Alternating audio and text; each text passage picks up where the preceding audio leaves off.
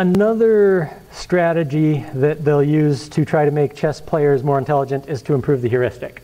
Yeah, so we can evolve the numbers that we assign to the different pieces, and I'm sure that's been done, and I bet you people even have proprietary numbers that they don't let out because they've put a bunch of computation into evolving them. But there's more to it than just the number of pieces you've got too, right? There's also board control. So a really good AI would basically count the number of possible moves you have left. And you see how that could be a factor? The more moves you have, the more options you have, that kind of suggests you're in a better position as well. And some pieces are considered more valuable than others. For example, if you control the center of the board, you're generally a better player than if you control the edges. And in fact, a really good way to beat a lot of computer AIs is just move your pieces into the center and take control of the center, and then the computer starts trying to find ways around the sides, and you can usually gain control over the game that way. So add a bunch of more intelligence things to your heuristic. That tends to do good things. And then they'll even try adding a learning model to it. So you remember we studied neural networks just a little bit. Well, we did an assignment with neural networks, and they're basically these function approximators where some vector of numbers goes in and some vector of numbers comes out, right? Another way to think about a neural network is imagine a bunch of data points plotted on some Cartesian coordinate system, and imagine a curve of some sort. I'll just draw a line because it's easy. But pretend that this line is actually made of aluminum or tin or something like that, and a bunch of happy gnomes with hammers and pointy hats wander around this sheet of tin, and yes, it has to be gnomes. That's very important. They come around and they bang on the tin until eventually the tin fits to the data point. This is kind of the way a neural network usually works. Now, you could imagine in our genetic algorithm assignment, we were sort of doing the same thing, except instead of a bunch of gnomes with hammers, it was this function was being changed and evolving and generating children and mutating until the most fit one was the one that kind of fit to the curve. That's kind of one way to think about a neural network. There's another algorithm for training neural networks called backpropagation. And what it does is you do some math that basically computes the difference between each data point and the curve. And like these happy gnomes, it sort of bends the weights in such a way that the model tends to fit just a little bit better to the data than it did before. There are models that if you give them examples of the numbers you have and the numbers you want, you can make it learn some function that maps from the inputs to the outputs. How could we use that to build a heuristic evaluator? Well, here's the idea. Suppose we play a whole bunch of games really, really far. You know, maybe we do look ahead 20 moves. We can see how good those moves are, right? But then we can say, hey, when we were only 15 moves out or 10 moves out, we know how good that state was because we know how it turned out in the far future. And so these essentially become training examples for some model that's going to do a heuristic evaluation of the quality of the board state. I'm not going to make you do that, but I would like you to understand that we can, if we want to, train a model to evaluate a board. So what would all these inputs be? I'm saying that imagine you take the state of the game and you feed it into this model, and it produces as its output some heuristic evaluation of how good that state is. Would that be a useful model to have? I think it'd be a darn useful model because now it's producing kind of a fuzzy evaluation of how good the states are that may be able to augment the standard heuristics that we use. And now it's becoming kind of more human-like, isn't it? That is, we're using a big brain to evaluate the board states instead of just some quantitative number. So there's a lot of work in figuring out how to train models to do good heuristic evaluations. Let's talk about AlphaGo. You guys remember AlphaGo? What's that? So it's the computer program that beat the world's, I want to call them grandmasters. I don't know what they're called in Go. Anybody know what they're called in Go? We'll just call them Go masters. AlphaGo beat the world's best Go master at Go, and that's a big deal because for a long time, after Deep Blue versus Kasparov, this kind of represented, for a long time, chess represented what humans could do that machines couldn't do. Until 1996, when all of a sudden that changed and machines were kind of starting to clearly get better than humans, we had to say, okay, humans are better at something. What is it? Go kind of became the emblematic symbol of what humans can do that machines can't do. So for a long time, everybody was talking about how machines can never play Go until we finally beat that. Do you guys know anything about Go? How many people know how to play Go? Got a couple. All right, a few. How about let me just teach you Go really fast. It's not like learning chess. It's actually much easier to learn. So since it's such a significant game in AI, let's just play Go. Here's the idea. That'll do. Okay. So you have a grid, and you take turns placing black and white stones. So if I'm black, I go there. Then the white person might go there. And then if I'm black, I might go here. And then the white player might go there. And you take turns placing your stones on the crosshairs. Now, in the West, we like to think of we put our things in the boxes. I guess in the East, they put them on the corners. There you go. Why? Because, darn it, we've got to do something different. The thing with Go is every piece has to be able to breathe. And these lines, think of them as breathing straws, such that these pieces can survive only because they can breathe through, they can reach open spaces through those breathing straws. But if, for example, the black player were to surround the white player like that, see how this white player can't breathe anymore? Because the straws are all blocked off. So the white player suffocates and dies and gets removed from the board. And now this piece, this square, is considered to be owned by black. Okay? The one caveat to Go is you can breathe through your own pieces. So if I have a situation like this, can this piece, I'll make him red right there, can that red piece, the blinking one, breathe?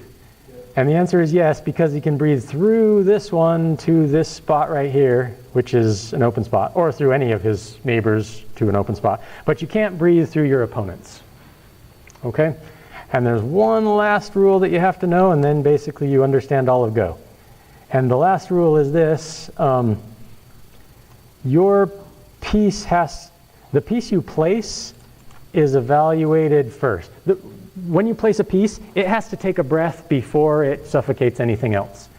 So for example, if white had gone like that, and then black comes along and says, haha, I'm going to suffocate that white piece right there. What actually happens is the black one dies first and doesn't get to suffocate that white one. And so when you make these openings, a co or a mouth or an eye or whatever you call them, that creates a really strong thing that you can, your organism can always breathe through. And so the whole goal of Go is to make these blobs that sort of surround and suffocate your opponents. And you sit there taking turns trying to surround and suffocate your opponents, and everybody wants to make these openings because then that's something where the opponent can never get into and suffocate you. And that's it. So it's kind of a German-style game. That's probably really offensive to Chinese people because Go is an ancient game that existed long before Germany was even an idea. But you know what German-style game means? It means simple rules that make a really complex game. And that's kind of the epitome of what Go is. Maybe we should call that an ancient Chinese-style game, but for some reason the word German-style game took hold. Anyway, now you know the rules. Do you see why Go has a large branching factor?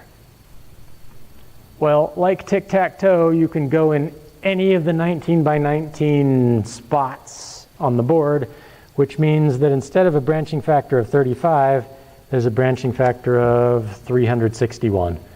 And exponential. That doesn't seem like a whole lot more than 35, but when you think about the rate of exponential growth, that means a modern computer can look maybe 2 or 3 moves ahead in Go, whereas in chess you can look, 20 moves ahead. And that's a pretty big difference, especially because in Go, the payoff doesn't come until much, much deeper, so it's really important to look deeper in Go. So do you understand why Go is a slightly more interesting challenge than chess for AI? Yeah, so that's the good question. We can only look so far because there's such a big branching factor. How on earth can we beat it? What AlphaGo does is it very much uses this idea of, hey, let's train a big, deep model to do this heuristic evaluation. So you can kind of say that a big, deep neural network is kind of the crux of AlphaGo. It sits there looking at the whole board and saying, how good is this board state? And it kind of returns some fuzzy estimate of how good the board state is. And what it can do is then utilize that heuristic evaluation of the board state to do a whole bunch of optimization for how it prunes the tree and how far it looks. So it ends up being able to look quite a bit farther because it can feel its way to good moves versus bad moves.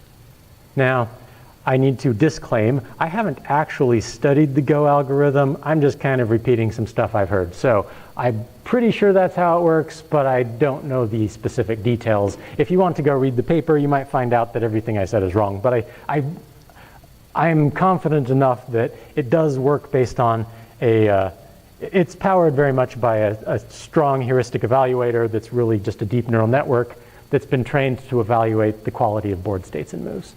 The other thing that it does that I think is pretty significant is it doesn't do an exhaustive search. So we're really used to chess where we're just going to search every possible move. And why do we do that? Because we want optimality. So remember with uniform cost search and A-star search, why did we search all possible moves? Because we wanted optimality. Yeah, I just said that, sorry. Okay, dumb question. But why did we stop that? When we switched to genetic algorithms, why did we not be systematic? Why do we not search the whole place? You can't, yeah, it was crazy big. And so what do you do when you have a crazy large branching factor and you want to still do a good job? Yeah. The difference between uniform cost search and A-star search is it found ways to still be optimal while not doing everything, not wasting quite so much memory. And that's kind of what we've done here with alpha-beta pruning. So you've got to at least do the pruning whenever you can.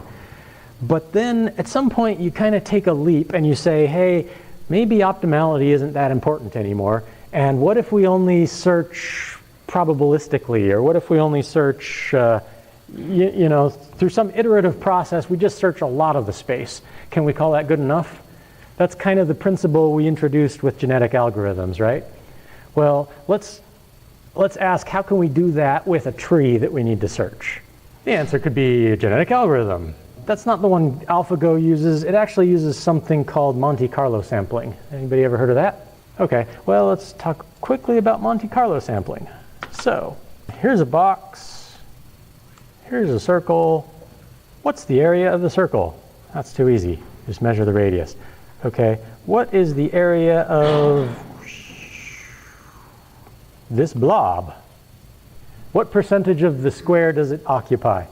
Well, that's a hard problem, isn't it? Meaning, doing that the calculus way is going to be really hard. But you can estimate it quite easily. Suppose you pick a random, you get a random number generator and you throw a dart at this thing. And we'll just use uniform distribution scaled by the width and height of this page. So imagine I just plot a dot here, and every time I plunk a dot, I'll color the ones that land inside red and the ones that land outside blue. After some number of darts have been thrown, I can take the ratio between the red dots and the blue dots, and you see that that's clearly going to converge to the ratio of the area of this blob to the area of the square, right? This is called Monte Carlo sampling, and while it's never going to give us the perfect true ratio, it'll converge rather quickly to an approximate estimate of the ratio. Actually, can I push this on a stack and do a quick tangent? Here's a lake. Inside the lake are a bunch of fish. Scientists want to know how many fish are in the lake. What do? Yeah, you drain the lake, You count the dead fish, and then you say, now we know the answer. Kind of like you want to know how old an ancient tree is, you chop it down and count the rings, right? And then you think, oh dang, we killed the tree. Okay, suppose an estimate is good enough. How do you measure the number of fish in the lake? You get a great big bucket and you scoop out some portion of the lake, you count the number of fish in the great big bucket, and then you measure the ratio between the size of the bucket and the size of the lake. But the problem is the fish are kind of actually swimming around in schools, and if you scoop the bucket out of right here, your ratio is not going to be right. Exactly. It's like, darn it, fish swim more randomly. Yeah, there's all kinds of problems with it. But it turns out that they have a way to solve this statistically. First, let's assume it's a square lake, because that makes life a little easier. What you'll do is you'll catch a bunch of fish, and you know that it's not all of the fish, right? But let's suppose we catch 1,000 fish, and then we put a tag on all of those fish, beeper on them. You do something to mark the fish so you can say, hey, I've caught you before. Then you throw them all back in the water, and you wait a while. And why do you wait a while? Because fish swim around, and in theory, if the fish mix themselves up randomly, and then you repeat it, you can then take another sample, and this new sample is presumably independent of the first sample. And if it's statistically independent, then you know something. Then you count the portion of the fish in your sample that have tags on them, and take that, the ratio between that and all the fish, and assuming it really is a independent sample, then that ratio can be compared to the ratio between the originally tagged sample and the whole lake. And from that you can compute you can estimate, you can't compute, the number of fish in the whole lake. So it's kind of a fun little trick that you can use to sample fish in lake. And it's not actually Monte Carlo sampling, but it's something like it. I don't know why I went into that, but it's a fun algorithm, so I just thought I'd teach that. Cool. All right. Back to Monte Carlo sampling. Imagine you have a probability distribution. It'd be really cool if we had a way to sample from that probability distribution. There's a technique called Markov chain Monte Carlo that allows you to do that. Basically, it uses rejection sampling, like the Monte Carlo sampling that I showed you. There's a technique called Metropolis that allows you to decide whether or not you need to reject a sample or not, or whether you can accept it. So you just use random sampling, you draw from a random distribution, and follow this one weird trick. Basically, I'm not going to teach it, but if you follow the thing called Metropolis to decide when to reject and when to accept a sample, you can actually cause your samples to follow an arbitrary distribution. So what I'm basically saying is this allows us to draw random numbers that follow any distribution. How is that useful? Well, imagine you're searching through a tree and you want to sample your tree in proportion to the quality of the branches. So if you're running down these branches and you say to yourself, hey, is it worth the computational cost of fully exploring this branch? Well, you can ask yourself, how good is this branch? And then you could query your heuristic evaluator and say, how good is this state? And if it says, meh, pretty lousy state, then with low probability, you'll go down and explore that branch. But if it turns out it's a pretty good state, then with high probability, you'll explore the branch. And if you do that, then you'll basically search your tree probabilistically, and you see how that allows you to search much, much, much deeper. And as you go deeper, if you find that, hey, this state's better than we thought it was going to be, well, then you can crank up the probability and do this iterative deepening thing where you search that branch much more thoroughly. And as we showed, that doesn't really add much computational cost overall. So you can actually sample your tree probabilistically to find where the good branches are, and then deepen it and systematically search those branches. And you can get really thorough with finding the good parts of the tree without wasting your time exploring the bad parts of the tree. And you see how that's kind of like genetic algorithms? It's kind of not being systematic, it's probabilistic, but then again, as long as your probabilistic sampling did a reasonable job of exploring your tree, then you can be confident that you're doing a good job of exploring the whole thing overall. And so it won't give you the optimal answer, but allows you to go much, much deeper. So if we combine a heuristic evaluator that allows us to tell how good the states are just based on the fuzzy feelings of a neural network, and we combine that with concept of pruning and iterative deepening, then you can actually make the thing search really, really deeply, and that does a good job with Go.